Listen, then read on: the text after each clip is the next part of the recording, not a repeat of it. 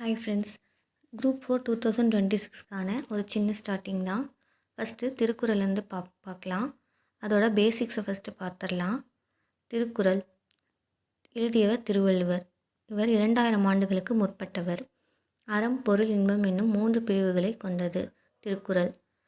இது 17 கீழ்க்கணக்கு நூல்களுள் ஒன்று.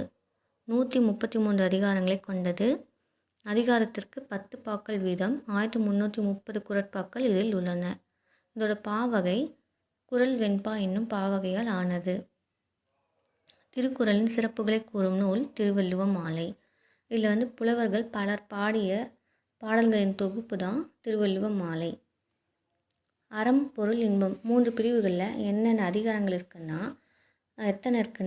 அறத்துப்பாலில் 38 அதிகாரங்களும், பொருட்பாலில் 70 அதிகாரங்களும், இன்பத்துப்பாலில் 25 அதிகாரங்களும் உள்ளன. Thank you friends.